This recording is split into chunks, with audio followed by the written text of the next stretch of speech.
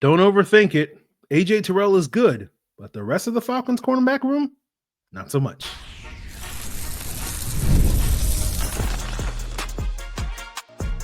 You are Locked On Falcons, your daily Atlanta Falcons podcast. Part of the Locked On Podcast Network, your team every day. Welcome back, everyone, to another illustrious episode of the Locked On Falcons podcast, your daily Atlanta Falcons podcast, part of Locked On Sports Atlanta, your team every day.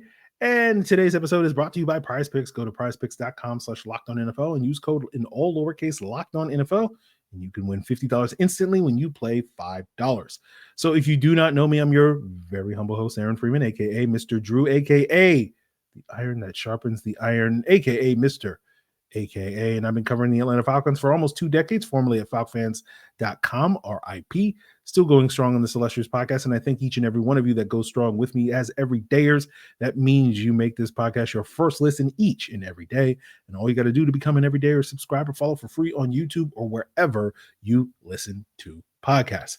So today we are continuing our positional reviews, talking about the cornerback positions, talking about the struggles of the CB2 and nickel spots and how the Falcons can address those struggles this offseason. But we'll start with, the Falcons may have 99 problems, but CB1 ain't one of them. And we spend a lot of time on this podcast defending AJ Terrell, the Falcons CB1, from probably what is deemed by a lot of you nebulous criticism. Right. I feel like AJ gets unfairly maligned by a vocal minority of Falcon fans. And I think some of that stems from fans that didn't like the pick initially and just have chosen that they're just going to die on that hill of AJ not being very good. I think some of that stems from just the nature of the cornerback position, similar to offensive tackle, where you tend to only really notice those guys when bad stuff happens, where a guy can do his job, well for 98% of the plays, but we'll hyperfixate on like the 2% of the time where he doesn't do his job well because, an offensive tackle will give up a sack or a cornerback will give up a 40-yard touchdown or something like that. And so, I think a growing part of the AJ Terrell criticism is how him getting paid this past offseason, where now he's making over $20 million a year and is now the 4th highest paid cornerback based off of that annual average in the NFL. And that places a higher expectation on AJ Terrell.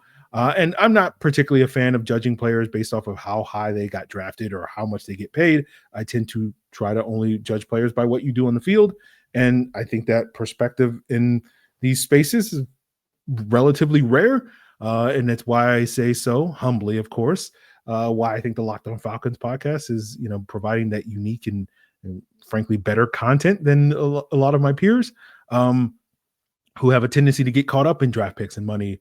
And I just look at those things as like it's a sunk cost. And really what matters now, once you have made that investment, is your performance on the field. But in terms of AJ Terrell's performance on the field, I thought he had a solid year, not his best, certainly not his worst. His man coverage stats based off my charting from 2023 to 2024 were very similar. Only real difference in 2023, I charted him not giving up a single touchdown in man coverage last year. This year he gave up 2, although one of those was that DK Metcalf touchdown right before halftime, which, as we discussed on the podcast back then, had Justin Simmons shares the majority of the blame on that one than AJ does. But, I think the biggest difference between his performance in 23 and 24 was in zone coverage. In 23, I charted him giving up a success rate of 46%. And in 24, that was 58%. And for those wanting to know, with success rate, at least in coverage, we're basically treating any success rate below 50% as good coverage, and anything above 50% is, veering towards bad coverage. And according to Next Gen Stats, AJ averaged about 18 snaps per game in press coverage. And this year that number fell to 7.5. And before the bye week, it was less than 6 per game. And then after the bye week, it basically doubled to 11 per game. And I think that's a big factor in some of the issues that AJ had in zone coverage this year versus last year, because I look at AJ's success rate allowed in zone pre-bye was 60%, and then post-bye, when he's playing a lot more press coverage, was 50%, right? And so that's where AJ is pretty comfortable playing, is more that press coverage. Another criticism I heard of AJ this year was his poor tackling, which according to PFF was his worst tackling season that he's had in his career. And especially after that Washington game where I think fans were, understandably very emotional about the game. I saw some people saying like, AJ is the worst tackling corner in the NFL.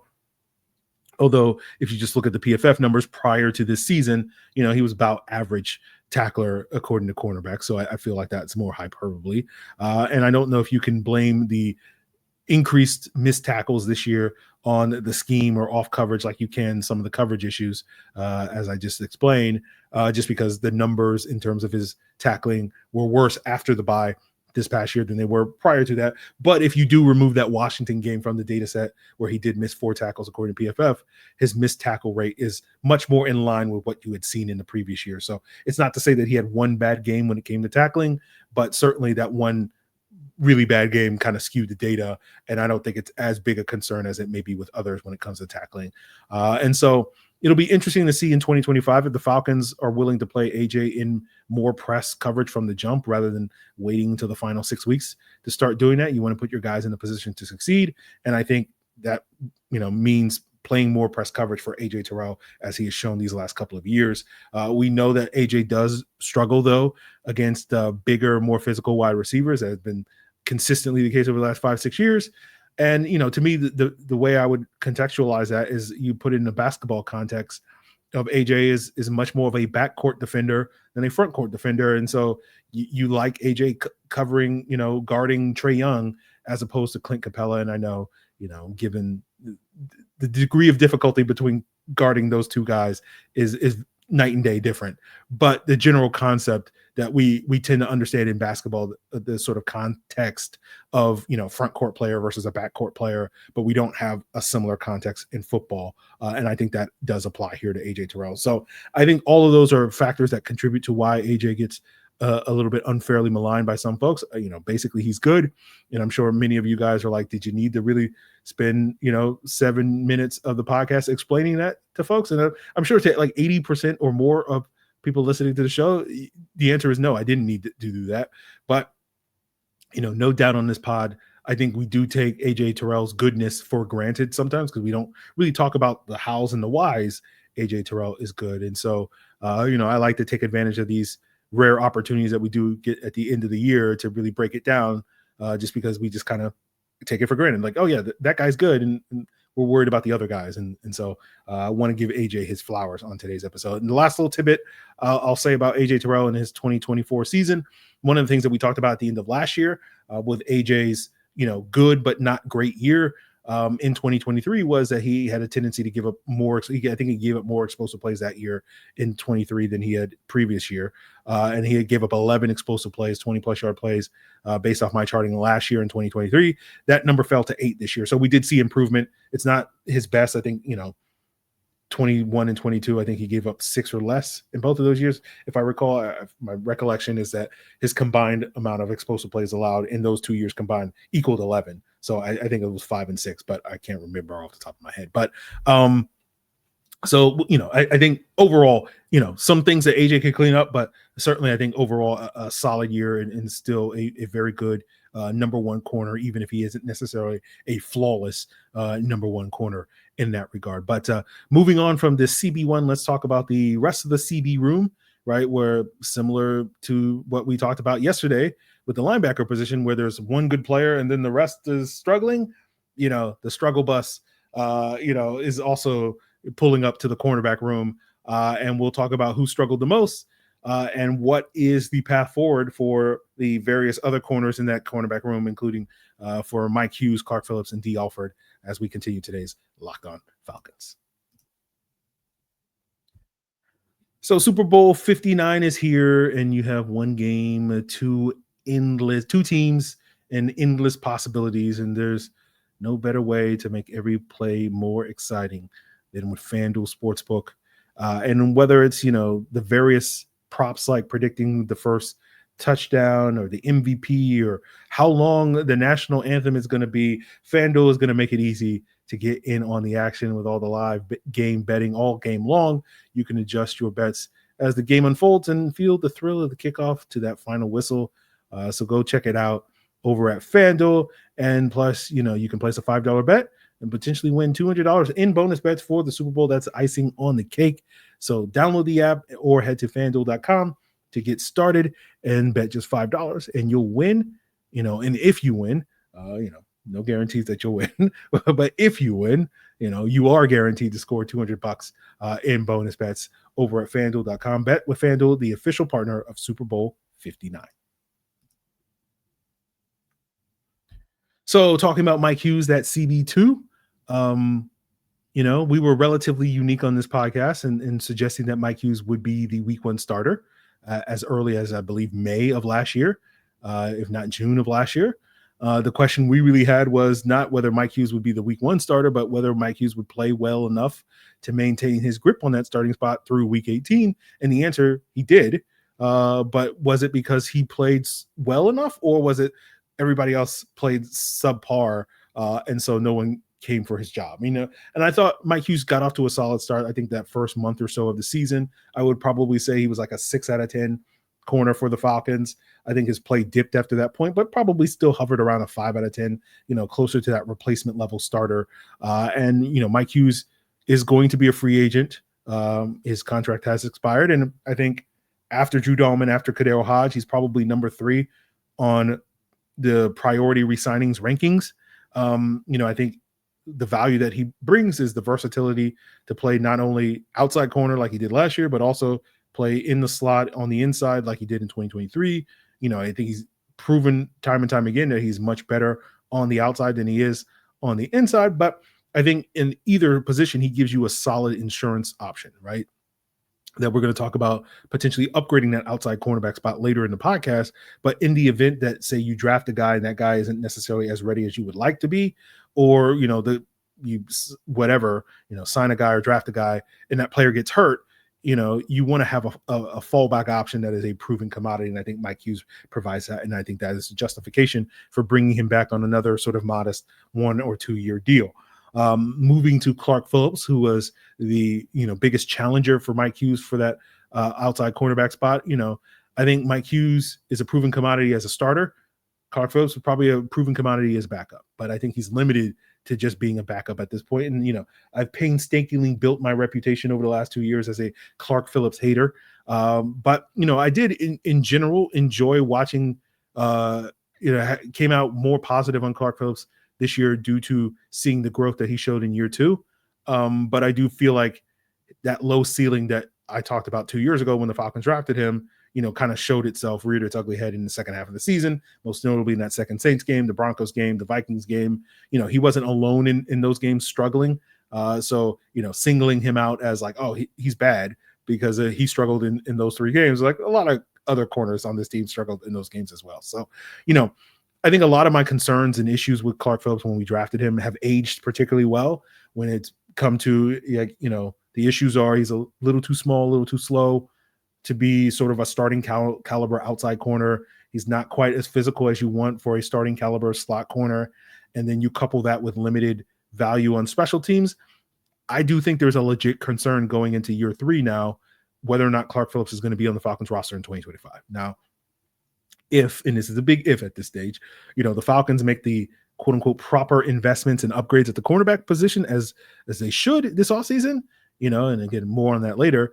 But we'll see on that. So we'll see how that plays out over the next 6 months. But to me, unless he can show you that he can earn a starting nickel cornerback spot, I do think there's a decent chance that Clark Phillips is on the roster bubble when we get to August. So we'll see how that all plays out. Now, probably the biggest concern at the cornerback position is maybe the nickel, where the Falcons got the least effective play out of their 3 starters, and that was manned by Dee Alford. It's certainly probably at this point the most polarizing player of this trio of guys.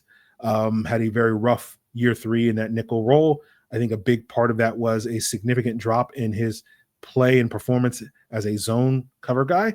One of the things that stood out to me going back over the data from 2023 was he wasn't very good in playing in cover 3 based off my charting. That was his worst coverage in zone coverage. And I certainly don't think it helped that the Falcons greatly expanded how much cover 3 they played in 2024, which I think contributed to some of the struggles. But he also struggled in cover 2 this past year when he was generally good there in 2023.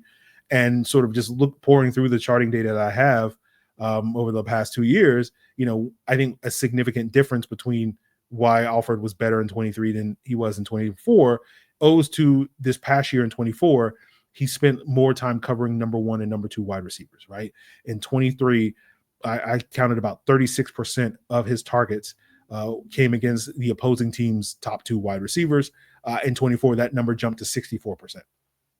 And even though he had a success rate allowed that was similar in both years, 52 and 55% against those guys, the sheer increase in volume led to a lot more bad outcomes in 24 than we saw in 2023. And that'd be all well and good. If we had it the case in 23 where he was generally good against everybody else, where I think his success rate against non-number 1 and number 2 wide receivers was 39%. But this year that number was 63%. So generally bad against no matter who you put Dee Alford on this year. And I think because of Alford's struggles, I think understandably a lot of people are looking at the need to upgrade that nickel cornerback spot as a bigger priority than upgrading the outside cornerback spot. And so you kind of look at, if the Falcons do choose to run it back with Mike Hughes as their starting outside corner, that's kind of the lesser of two evils compared to the decision to run it back with Dee Alford as that starting nickel in 2025. I don't quite agree with that, and I'll explain why as we wrap up today's Locked On Falcons. This show is sponsored by Betterhelp, and what do you want your 2025 story to be? And every January brings a new chapter with 365 blank pages waiting for you to fill. And if there's a part of your life that you want to rewrite or a plot twist that you've been craving, what are you waiting for? Life isn't about fleeting resolutions. It's about taking control and becoming the author of your own story. And you can think of therapy as your personal editor, helping you craft the life that you deserve. It's not just for crisis situations. Therapy can help you develop healthier coping strategies, improve your relationships, and empower you to be the best version of yourself. And so if you're thinking of starting therapy, why not give BetterHelp a try? It's, allows you to schedule at your own time. It's cheaper than traditional offline therapy. So write your own story with BetterHelp by visiting betterhelp.com/lockedon today to get 10% off your first month. That's BetterHelp, HELP.com/lockedon. So I think the Falcons definitely need to upgrade their nickel cornerbacks play. But when I look ahead to 2025, my bigger concerns are more with the outside cornerback position than the inside cornerback position, mostly due to the competition that the Falcons are set to face in 2025, where you look at the outside receivers that are on the schedule. You look at Puka Nacua, Mike Evans, Justin Jefferson, Brandon Ayuk, Michael Pittman, Chris Olave, Terry McLaurin, Jalen Waddle, Marvin Harrison Jr., Jordan Addison, Garrett Wilson, Keon Coleman, etc. And then, that doesn't include people like DK Metcalf and Tyreek Hill and Deebo Samuel, Amari Cooper, Devontae Adams, Chris Godwin, that are, potentially also on your schedule, depending on, if they get moved. A lot of speculation as we sit here today about some of those guys being on the move from the current teams. And then you compare that to some of the premier slot receivers that the Falcons are set to face in 2025. You got Jackson Smith-Njigba, Josh Downs, Adam Thielen, Khalil Shakir, Pop Douglas. And then, the list kind of dries up. I guess Godwin spent more time in the slot this past year than outside. But, again, it's just not quite the same, right? So I'm much more concerned about the outside guys than the inside guys. And, that leads, a lot to how my mindset is when it comes to, looking ahead to the new challenges in 2025, build a team that can win in 2025, not necessarily look back at 2024 and the team that could have won in 2024, which I think is where that sort of nickel first mentality comes from. Not to mention, given the Falcons have limited resources this offseason and in terms of spending money and draft picks, I do think you can make an argument of sort of triage, quote unquote triage, when it comes to certain spots at cornerbacks where you prioritize, one spot over the other. I think you can make the argument that if you can upgrade the outside cornerback spot, you could do little at nickel And you could expect better results in 2025 than you got in 2024, just from the power of competition, right? If you are successful in re-signing Mike Hughes, you can have a potential four-way competition between him, Dee Alford, Clark Phillips, Natron Brooks for that nickel cornerback spot, and convince yourself through the power of competition, the cream will rise to the top, and whoever wins that competition in camp should or could be a functional starter. Now, is that a sure or safe bet? No. But I think you're hoping for, and we'll see if the Falcons get that, a rebound year from Dee Alford, and he plays more like he did in 23 than he did in 24. You get year 3 growth from Clark Phillips. I don't think those are the worst bets that you could potentially make in 2025. And so, the challenge is if the team does prioritize upgrading that nickel spot. However, though, how do you do that? Man, I'm going to do a film breakdown for the Locked On Falcons Insiders, looking at some of the top DBs heading into the combine. And, if you want to sign up today, you can get that for free, 14-day free trial, and then $4.99 a month. So you can get that, as well as we'll look at some of the top pass rushers, I believe, as well over the next 14 days when it comes to, these draft breakdowns to get you guys geared up for the combine. So, again, you can sign up by hitting that link in the description below at joinsubtext.com/LockedOnFalcons, 14-day free trial, then $4.99 a month after that, and you'll get access to all my extended breakdown, all extended 22 reviews from the previous season. I've already done a couple of breakdowns of some Senior Bowl guys and pass rushers as well that you can go check out as well. But I say all that as a plug and to admit that I haven't quite done the homework on the DBs quite yet. I'll have probably a more informed opinion a week or two from now. But just looking at the sort of current rankings and projections among the top corners right now. And again, it's February, so we'll have a better idea of how these things are looking in March and April. But it does feel like Texas's Jahdae Barron is the only guy that is a quote-unquote nickel guy that seems to be consistently ranked in the top 100. And of course, with the combine coming up, that there'll probably be plenty of movement there. But that makes me think, like, if most of the top nickel guys are really more middle round day 3 guys, are you going to be able to get a definite plug and play starter if you wait till, say, round 4 to get your nickel cornerback, right? Is that going to be a similar situation as it was with Clark Phillips when the Falcons took him 2 years ago in round 4, where he's not the sort of plug and play instant starter that I think some people hyped him up to be. And he's just more a body that was in the mix at that time, right? He wasn't able to overcome Dee Alford and win that nickel cornerback position. And thus the Falcons were like, okay, I guess we'll keep you on the outside, right? And so, like, can the Falcons, given their limited draft assets currently, again, they might add more, but can they afford to draft a guy that is just quote unquote in the mix, as opposed to a guy that is a plug and play day 1 starter, right? And so that makes me lean less on drafting, a nickel cornerback, and more just like, okay, well, if it seems like the bulk of the higher end corners in this draft class are outside corners, let's draft an outside corner early in the draft, and then we'll use free agency to sign a nickel to upgrade that spot, right?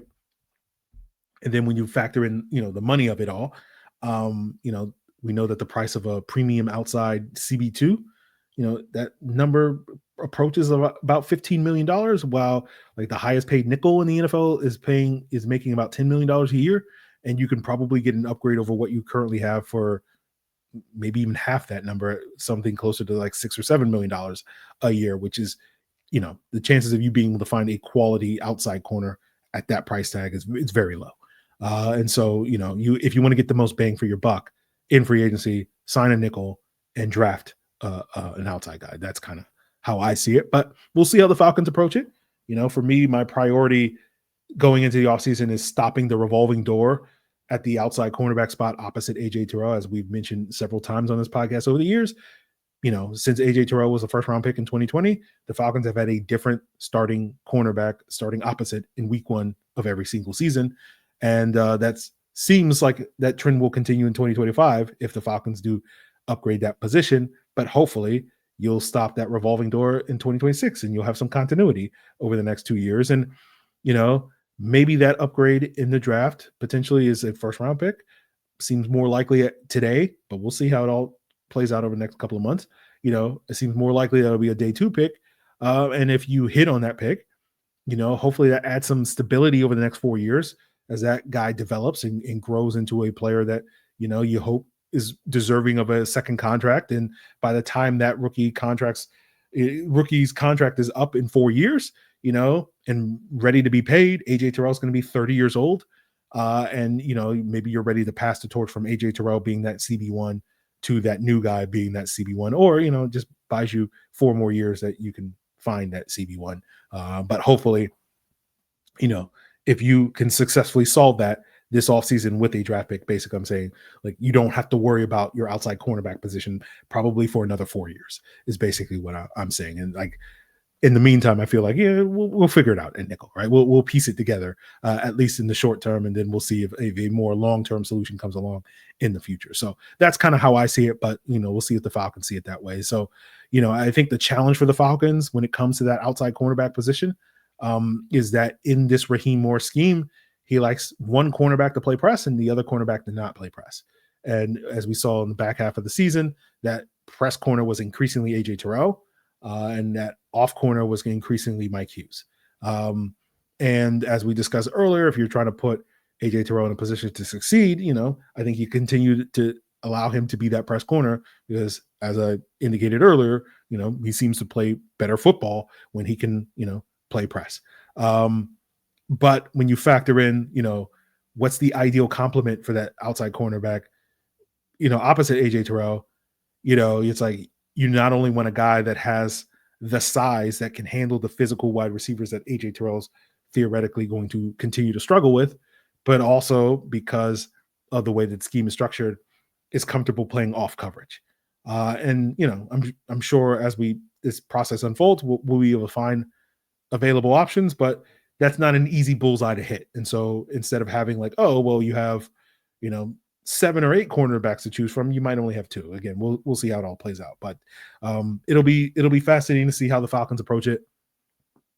For me, at least in this specific topic of like one off, one press corner, I think the simple solution is just like, if you can't find that off corner that can, you can trust to check the H.A. Browns and the Keon Colemans of the world and the Mike Evanses of the world, then just change the scheme and play more press, right? If you can only find a press corner that can deal with the bigger physical wide receivers, then just have both cornerbacks play press. But, will the Falcons make changes to their scheme? Like, we'll see. I'm not going to hold my breath on it, but, your mileage may vary. So we'll see if the Falcons will do that. That's it for our cornerback conversation. Kevin King is a free agent. I don't even know who else at this point. Like they're pretty much like non-factors to me. Kevin King to me was a fine, nickel dime defender. He was covering tight ends, but he was basically Trey Flowers to me 2.0. Antonio Hamilton's a free agent. He basically spent all of the season injured. And so, I think he's a good special teams player, but he didn't do enough on special teams to really say like, oh, we definitely need to bring him back. And so, that's probably Casey Washington, as we discussed, Casey Washington, Natron Brooks, one of those guys should be able to take over that spot, as the gunner opposite, Pro Bowler, all-time legend, Kadero Hodge in that role. So we'll see on that front. But going back to something I said earlier with Clark Phillips, it's just like, to me, when I think about him being on the bubble, like if you go out there and you sign that nickel, you draft that outside corner, you have Mike Hughes as you basically goes from the number 2 to the number 4 corner. AJ Terrell still remains the number 1 corner. Is Clark Phillips making this team as the number 5 corner when he's not providing special teams value in the same ways that, say, a Natron Brooks would, right? In the ways that a Dee Alford potentially could. And so that's where that's coming from. So we'll see if the Falcons, agree with that assessment. And, Clark Phillips certainly could improve enough to basically, redo the math when it comes to that. So that will be something to keep an eye on. But that's where that notion comes from. If you guys are being like, what are you talking about, Aaron? So we'll see what the Falcons do at the cornerback spot. Tomorrow we'll continue our positional breakdowns looking at the safety position. And basically, just like the cornerback and linebacker positions, it's like there's one good guy in the room, and then the rest is like big shrug. So that will be what we will talk about on tomorrow's Locked On Falcons. Continue to make us your first listen on YouTube or wherever you listen to podcasts so that you don't miss that episode. And of course, only a couple more days till the big game, right? And Locked On NFL is going to have 2 shows daily to get you geared up for that big game. And of course, you can check out Locked On NFL as well as the other great shows here on the Locked On Podcast Network. It's all part of the Locked On Podcast Network, your team every